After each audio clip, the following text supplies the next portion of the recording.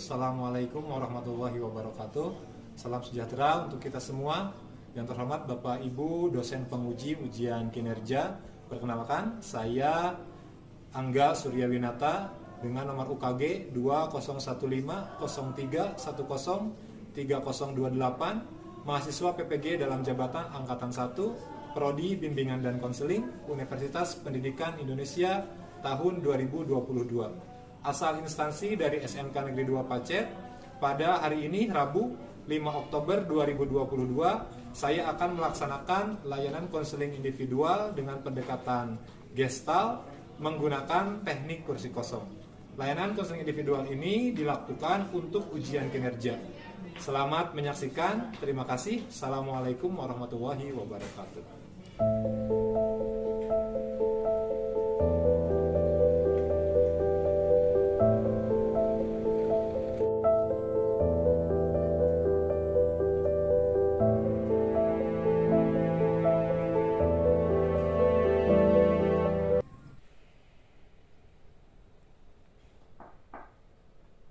Assalamualaikum. Waalaikumsalam warahmatullahi wabarakatuh. Elin, masuk nak, masuk. Iya, Pak. Ayo masuk. Silakan duduk nak. Terima kasih, Pak. Oke, Elin, alhamdulillah kita bisa bertemu ya nak ya. Ya, Bapak ucapkan terima kasih banyak karena Elin sudah memenuhi undangan dari Bapak. Ada beberapa hal yang ingin Bapak bicarakan nih dengan Elin. Barusan pelajaran apa nih? Bahasa Inggris. dengan siapa gurunya? Pak Rizky Dewi. Pak Rizky Dwi. Oke, baik, gimana kabarnya? Alhamdulillah sehat. Sehat? Yakin sehat betul? Yakin, Pak. Oke, alhamdulillah ya. Ya, jadi Elin sengaja Bapak mengundang Elin ke ruang BK ini untuk melaksanakan layanan konseling individual. Sebelumnya pernah melaksanakan atau mengikuti layanan konseling individual? Belum sih, Pak. Belum pernah ya. Jadi konseling individual ini merupakan satu bantuan yang diberikan oleh guru BK ya kepada peserta didik, dalam hal ini konseli berarti Elin ya, untuk mengentaskan, menyelesaikan permasalahan yang sedang Elin hadapi itu. Ya, kemudian Lin, dalam kegiatan konseling individual yang akan kita jalankan ini ada beberapa asas-asas yang harus kita sepakati bersama. Yang pertama ada asas kesukarelaan. Bapak berharap meskipun Bapak yang mengundang Elin ke ruang BK, tapi Elin mengikuti kegiatan konseling individual ini dengan penuh sukarela ya, tidak ada rasa keterpaksaan. Kemudian ada asas keterbukaan. Silakan Elin sampaikan segala sesuatu hal yang memang berhubungan dengan apa yang akan nanti kita bicarakan. Dan yang ketiga ya ada asas kerahasiaan ya. Asas kerahasiaan ini agar Elin merasa terjamin ya bahwa apa yang Elin sampaikan ini tidak akan disampaikan kepada siapapun gitu. Sehingga Elin feel free itu apa ya, isinya bebas saja, silahkan sampaikan gitu ya, tidak harus takut gitu ya, begitu. Dan kegiatan konseling individual ini insya Allah akan kita laksanakan selama kurang lebih 1 kali 45 menit ya, selama 1 jam pelajaran, tidak lebih ya. Siap dengan kesepakatan tersebut nah? Oke, baik ya, terima kasih banyak.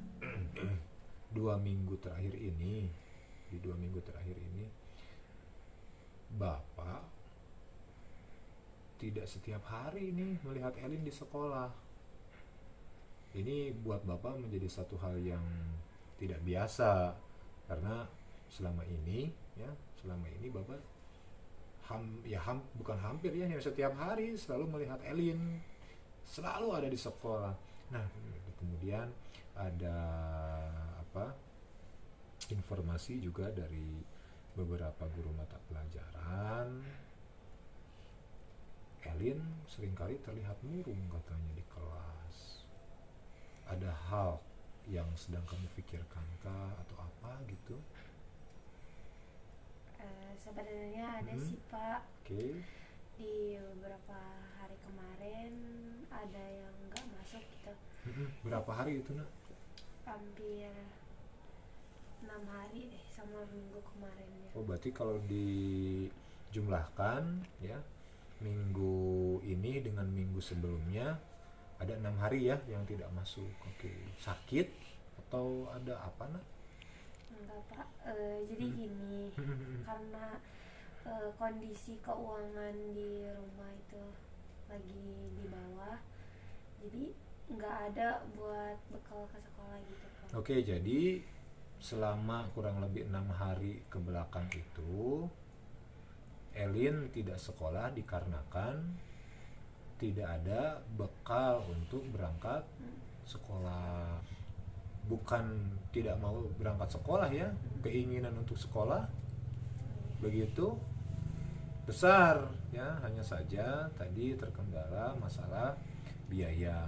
Oke, nah kalau boleh Bapak tahu sekarang orang tua itu kerjanya apa nak? Buruh harian lepas Pak. Buruh harian lepas. Di bidang apa?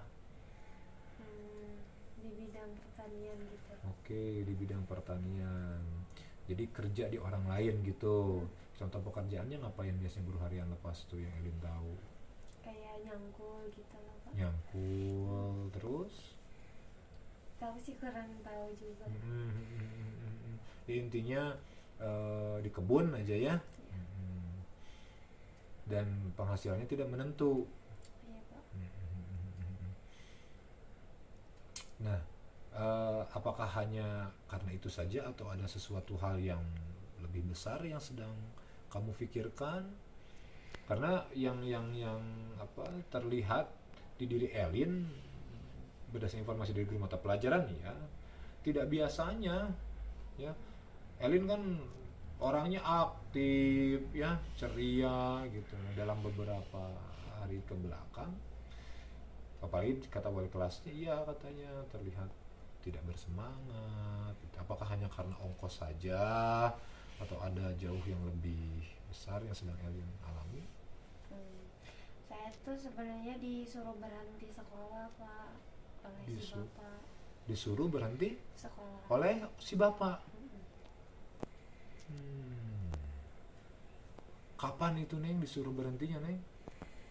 Udah lama sih.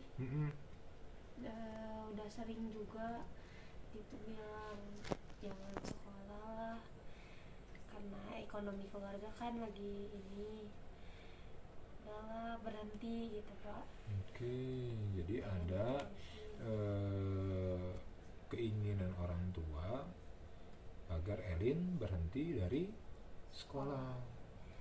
Dan ini kejadiannya bukan saat ini saja, maksudnya tuh sudah berkali-kali ayah Elin khususnya menyampaikan supaya Elin berhenti sekolah. Jika tadi Elin mengatakan bahwa permintaan ayah kepada Elin untuk berhenti ini bukan hanya sekarang saja, tapi memang sudah sering terjadi. Lantas apa sih yang menyebabkan kemarin-kemarin itu Elin tetap berangkat sekolah? Bahkan kan persentase kehadiran Elin sendiri kan bagus ya, 100% gitu.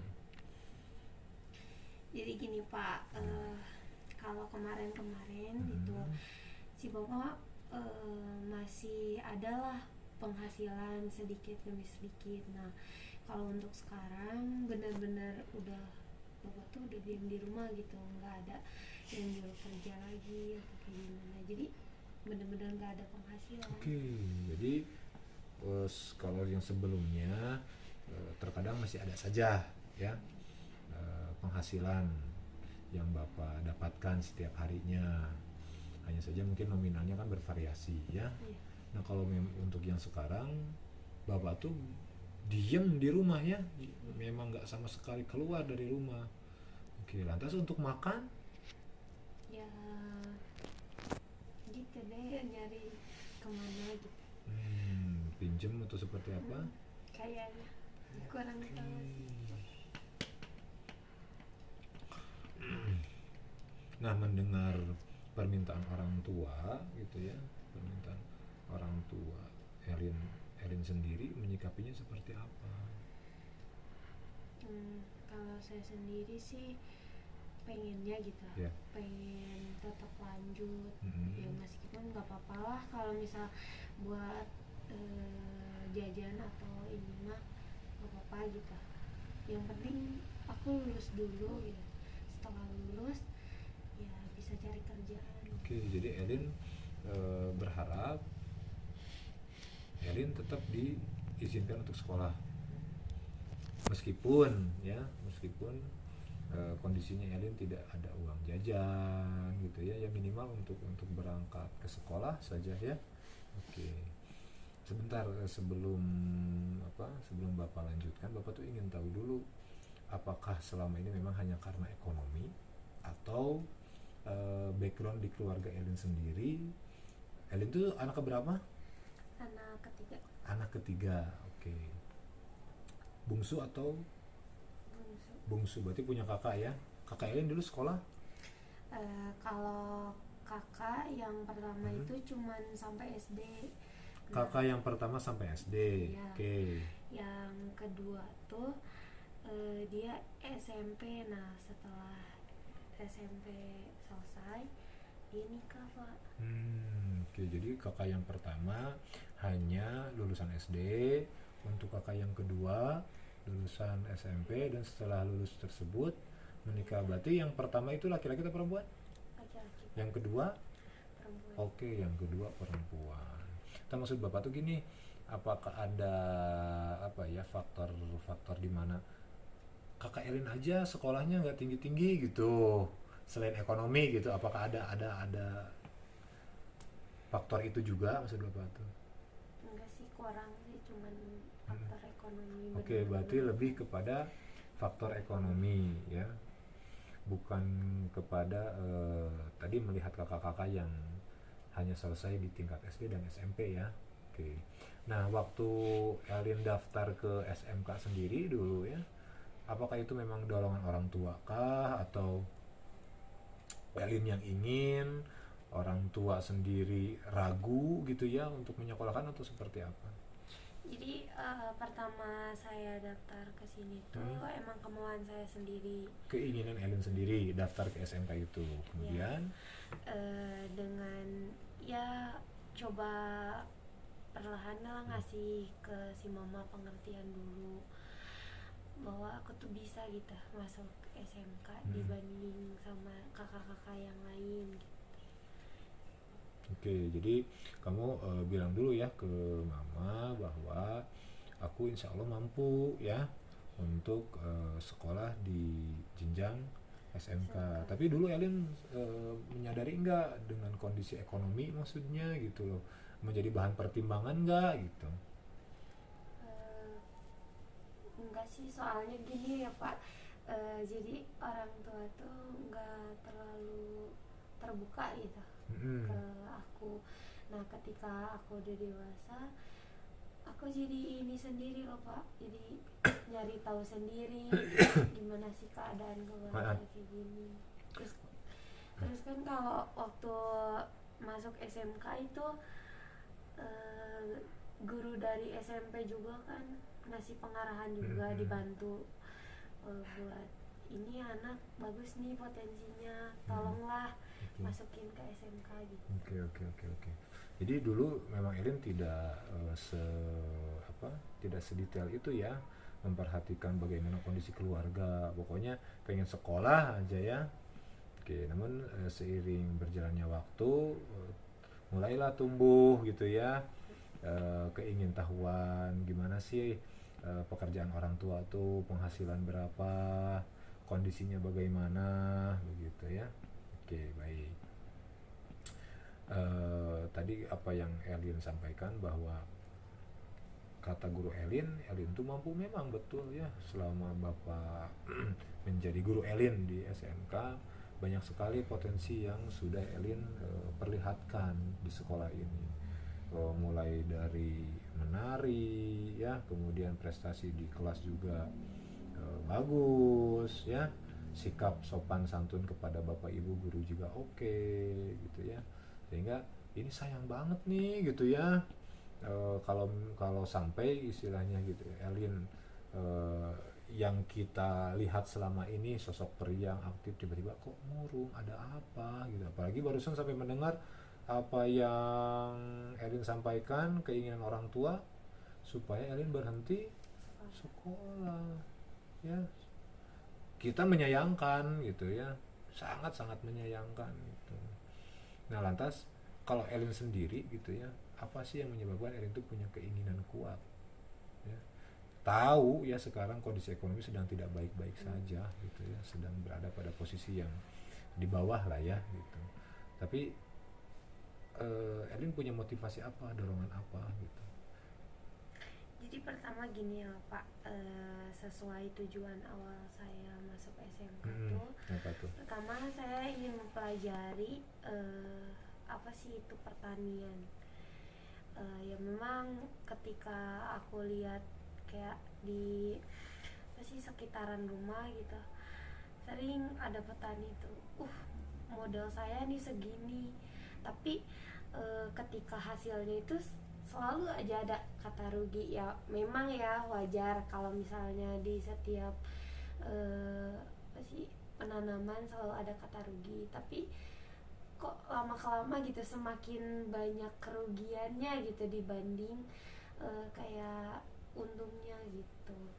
Nah di situ Erin pengen banget gimana caranya supaya ya petani di wilayah ini dulu aja gitu ya, wilayah Cianjur tuh benar-benar bisa untungnya itu lebih dari modal, meskipun jadi punya modal sedikit tapi nanti tuh hasilnya lebih dari modal berkali lipat gitu.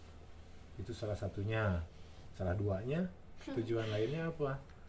Kalau tadi kan Elin menyampaikan bahwa apa ya, ada sedikit keresahan lah ya, dimana di lingkungan Elin itu banyak petani ya yang hasilnya itu sering rugi gitu ya, tidak maksimal. Ada sisi di mana Elin tuh punya sense atau kepedulian, saya pengen sekolah supaya bisa menjawab permasalahan tersebut. Oke, kalau boleh Bapak tahu cita-cita Elin emang apa? Saya tuh ingin jadi Pengusaha di bidang pertanian. Oke, di bidang pertanian. Nah lantas kan beberapa kali bahkan sering ya Elin tuh tampil menari gitu ya. Nah jurusan pertanian kemudian sering tampil menari, nah itu tuh gimana sih maksud Bapak tuh, kok nggak ngambil yang jurusan seni atau seperti apa gitu? Jadi gini Pak, kalau nari itu hobi saya. Ya hobi betul. Jadi kalau misalnya nih saya, jadi itu tuh kayak misalnya aku mumet dari pembelajaran, jadi bisa beralih dulu ke nari gitu. Oke, itu tuh dari kapan sih kamu belajar nari itu? Udah dari kelas 1 SD sih. Oh, dari SD juga memang sudah terbiasa ya. Pantesan terlihat luas sekali kamu gerakannya, oke banget gitu ya.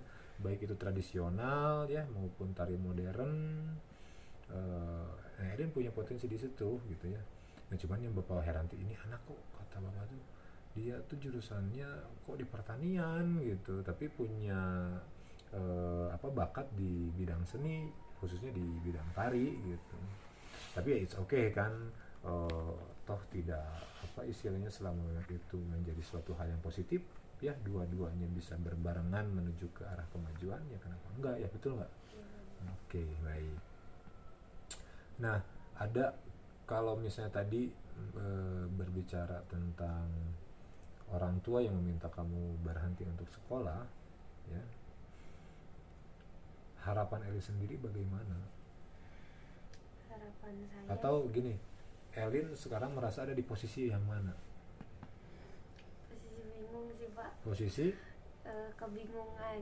Jadi saya tuh nggak mau bantah orang tua saya, tapi saya juga punya cita-cita loh buat ngebanggain mereka gitu. Oke.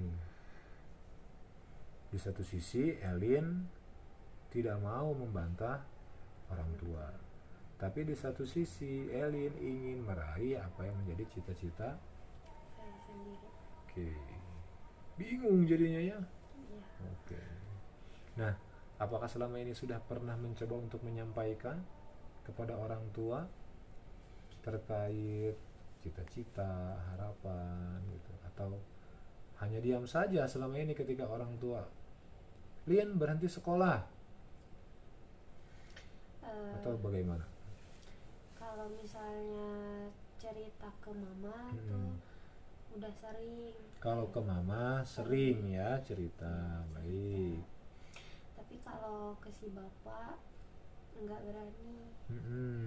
Ya. Jadi kalau ke si mama, Elin sering menyampaikan ya keinginan Elin untuk tetap sekolah itu karena apa gitu.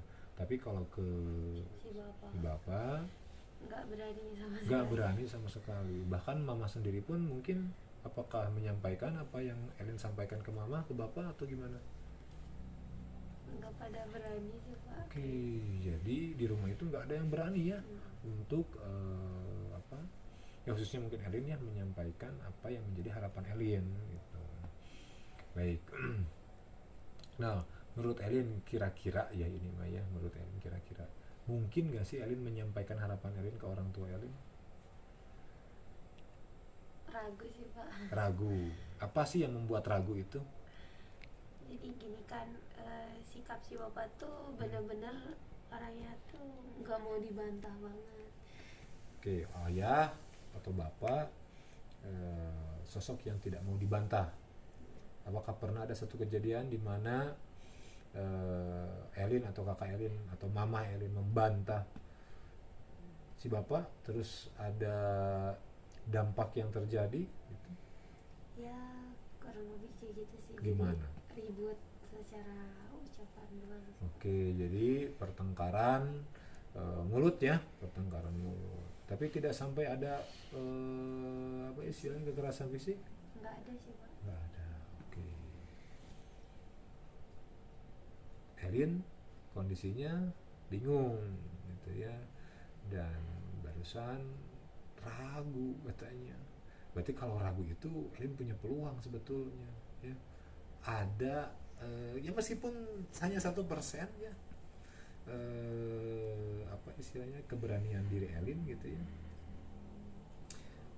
Kenapa tidak gitu kita tumbuhkan 1% itu, karena tadi Elin mengatakan sendiri kan ragu gitu ya, antara bisa dan tidak bisa.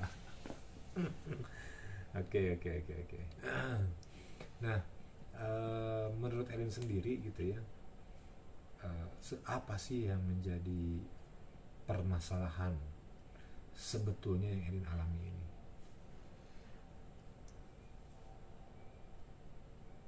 Kalau tadi Bapak bertanya Elin berada pada posisi apa, Elin posisinya bingung ya, itu yang pertama. Yang kedua, Bapak bertanya kepada Elin, kira-kira kalau misalnya Elin menyampaikan harapan Elin, bisa atau enggak, ragu. Kedua, nah Bapak sekarang bertanya, kira-kira yang menjadi permasalahan ya, permasalahan utamanya gitu ya. Udah tahu ya, orang tua tuh kan tadi katanya minta berhenti gitu ya, tapi diri Elin sendiri belum pernah menyampaikan secara langsung kepada orang tua. Nah berarti kan terjadi gap ya, terjadi gap tuh terjadi apa istilahnya, tidak ada titik temu gitu. Belum tentu ketika Elin menyampaikan ya harapan Elin langsung didengar oleh ayah, apakah yakin akan terjadi pertengkaran mulut gitu ya, atau si ayah punya pendapat yang lain, misalnya tiba-tiba mengiyakan misalnya karena itu langsung terdengar dari Elin. Nah berarti kan kira-kira apa nih yang menjadi permasalahannya? Ketakutan di diri Elin ya, atau ketidakmampuan diri Elin dalam menyampaikan harapan Elin kepada orang tua, atau apa gitu?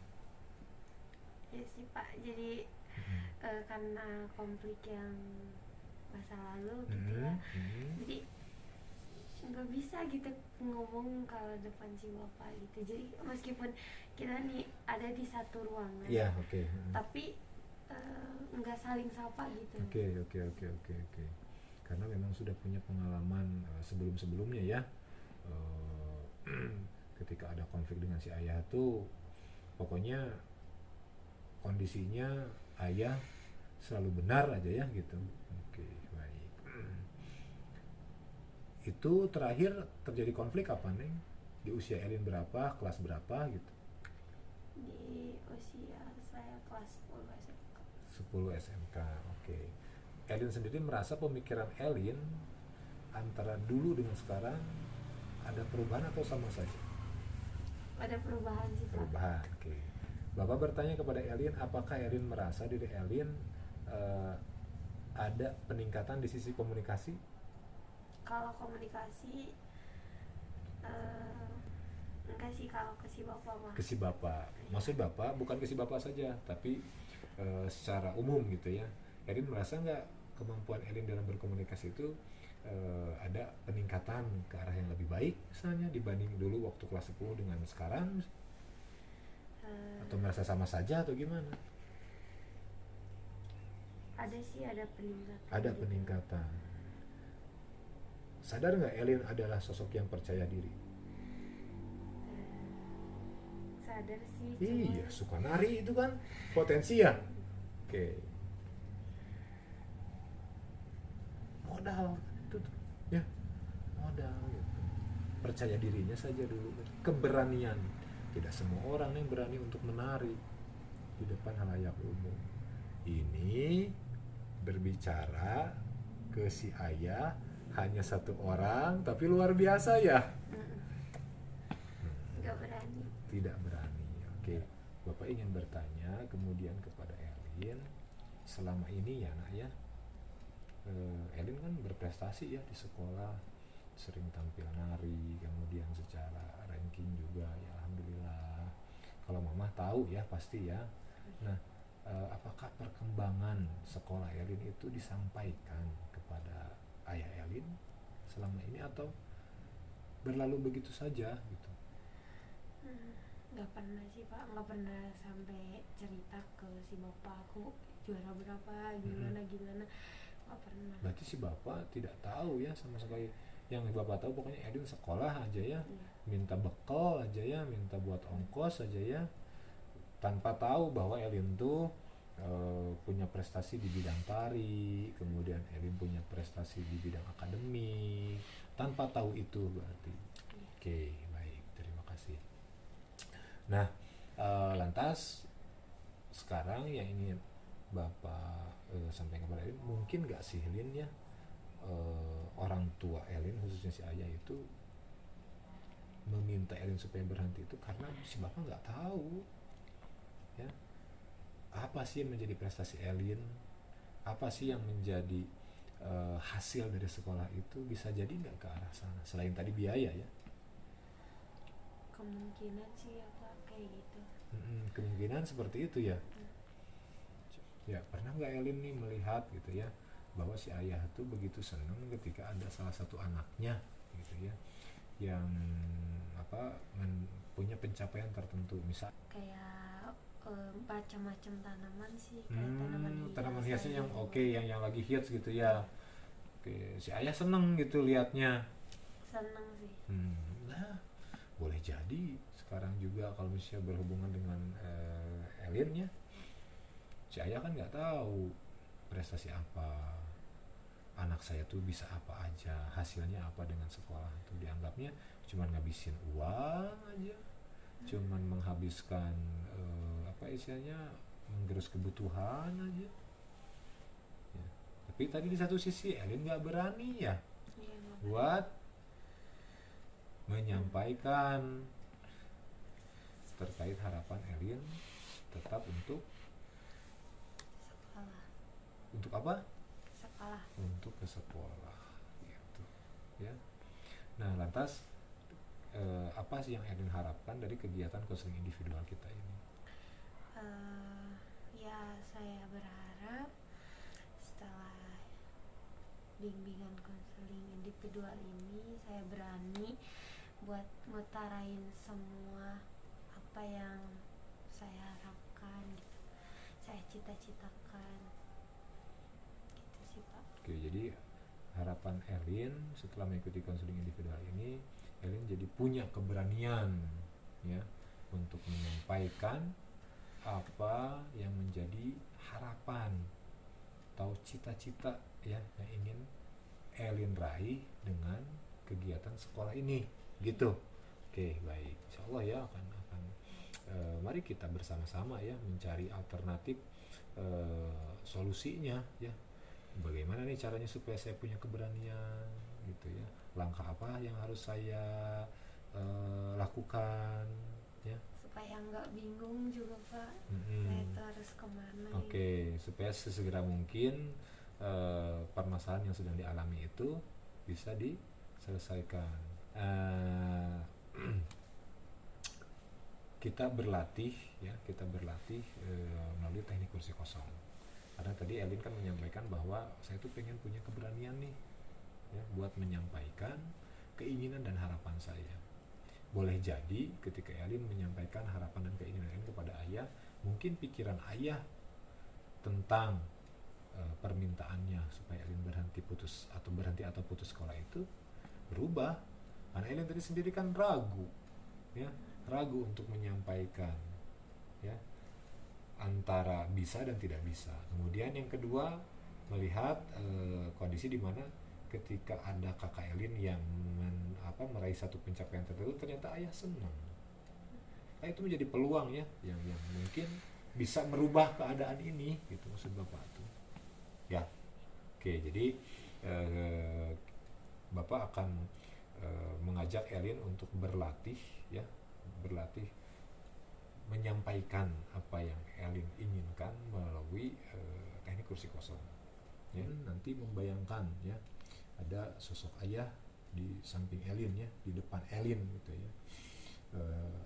Jadi kursi kosong ini dua ya, ada top dog dan ada underdog. Top dog ini sebagai sosok orang yang punya kekuasaan, underdog ini Elin di sini ya, yang orang yang dianggap sebagai orang yang lemah ya, tidak punya kekuatan ya, mengikuti apa yang menjadi keinginan top dog gitu ya, sampai betul-betul Elin mendapatkan insight atau wawasan terkait oh begini loh cara menyampaikan sesuatu kepada orang tua dengan berani. Paham? Oke, baik, yuk kita mulai.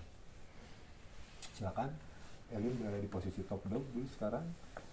Itu posisi sebagai ayah Elin ya, bayangkan, imajinasikan ya bahwa posisi ini merupakan posisi ayah Elin ya, dengan karakternya, gestur dan sebagainya, berbicara kepada anaknya yaitu Elin ya, meminta anaknya untuk berhenti sekolah. Seperti apa waktu itu? Silahkan. Dek, sini coba duduk.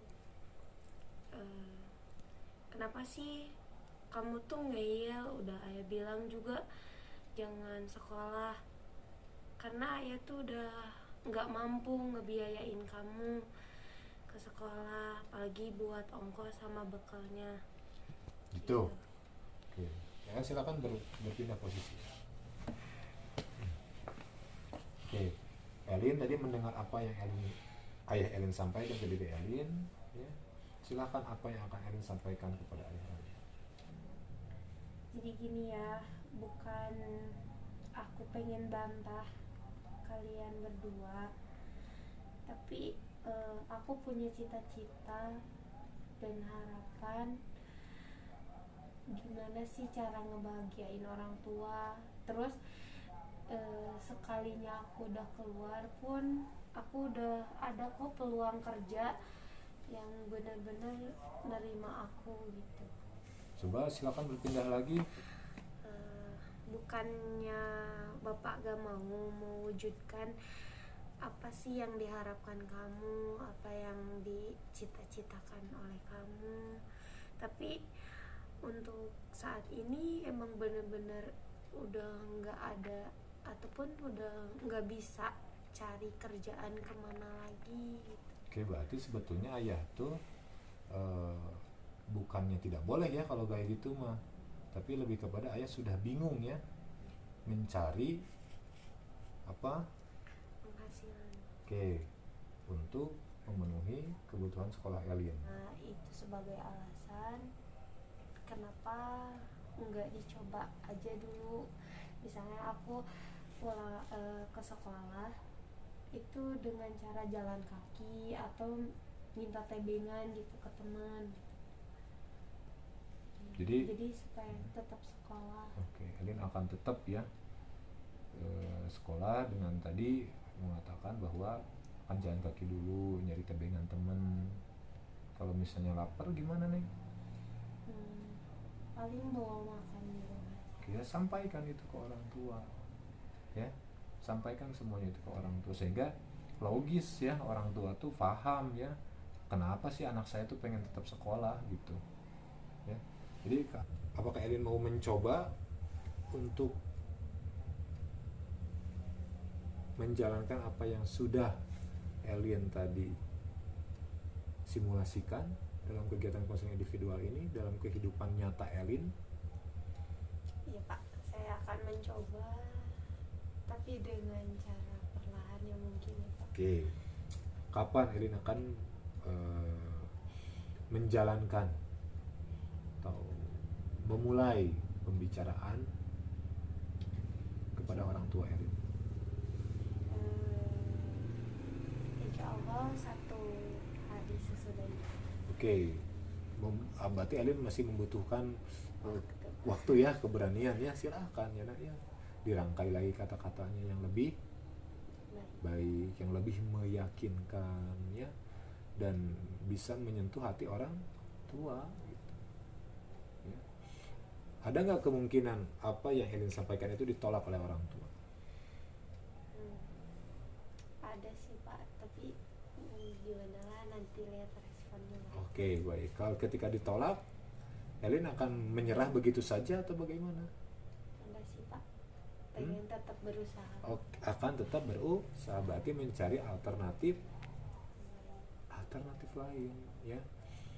Pertemuan kita kali ini dicukupkan dulu sekian ya nak ya, itu insya Allah akan kita lanjutkan di pertemuan berikutnya untuk melihat ya perkembangan kemajuan hasil konseling individual pertemuan pertama ini gitu. Tetap semangat, raih apa yang ingin Elin dapatkan ya, cita-cita Elin itu. Kemudian kalau ada apa-apa ya silahkan dikonsultasikan kembali ke Bapak ya. Mari kita tutup kegiatan ini dengan mengucapkan alhamdulillah bersama-sama. Alhamdulillahirabbil alamin. Bila taufiq hidayah. Assalamualaikum warahmatullahi wabarakatuh.